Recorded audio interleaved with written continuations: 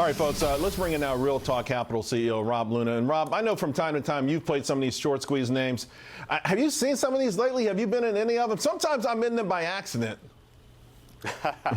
Yeah, I mean, look, the one I've been looking at, I've traded back and forth. I've done pretty well because it's been straight up this year, has been AI, C3 AI. That's, Siebel's company that's been around a long time. They've got over $300 million in revenue. So for an AI company, they're doing really well right now. They've got 35% short squeeze right now. This stock's been way higher in the past. The technical setup looks really good. You know these stocks aren't for the faint of heart, Charles, but that's one that I would look to play right now on the short squeeze size. Carvana looks pretty good, too. Oh, my goodness. So I was calling my broker at 18 on AI. I got a phone call, then I got distracted, then I was going to go in. I was going to go in heavy. Anyway, don't even remind me. All right, let's talk about chasing in general, though, because you've been talking about this. You love to help and teach investors. Now, often a stock will make a big move, right? And then investors like, golly, I missed. And then later on, it could be a month later, a year later, 2 years later, you look and all of a sudden, like, golly, this stock went on to make a monumental, what would have been a life-changing move. But how do you know at the time?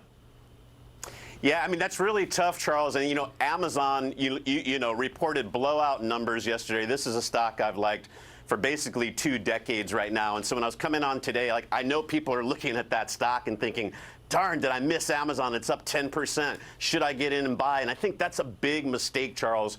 The company is doing extremely well right now. Just because it's up 10% doesn't mean it can't run another 20 or 30. Why I like Amazon, though, and to your point, it's still 25% off of where it was a year ago. They've done some really good things in terms of consolidation, great catalyst. Advertising is going to be a huge profitable business for them. That's a stock I would look to get in. Maybe you wait for a little bit of a pullback, but that's what I'm looking at. Great long-term thesis. It's pulled back, but now there's some really good news and some tailwinds that are going to help take that stock up.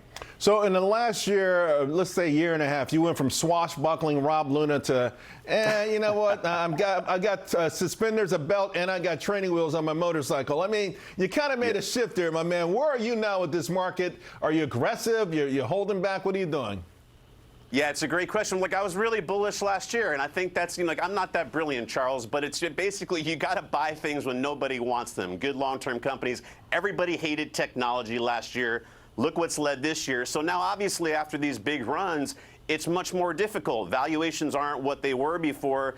That being said, you have to pick and choose. You have to find those individual stock names. Fiverr, Upwork, those are names I was talking about nobody wanted a couple months ago. Those things have popped 25, 30, 40% in the last couple days. Probably you don't want to get in right here. But those are the things that you have to do. Go against the grain, find the long-term thesis, and step in when no one wants them. And it's interesting because you did talk about Upworks, and you didn't talk about it as a short squeeze. But again, having a heavy short position helped a lot when they got good news on top of it. Rob, thanks a lot, my man. And by the way, folks, Rob and I will be in Las Vegas next week, Monday through Thursday for the Money Show. It's going to be absolutely huge. I've got a big keynote speech. I've got a panel I'm doing. I'm going to do a book signing. It is the premier show for individual investors who want to learn how to invest in the stock market. So if you're thinking about going to Vegas, go. Come check me out. I'll be hosting the show from there as well.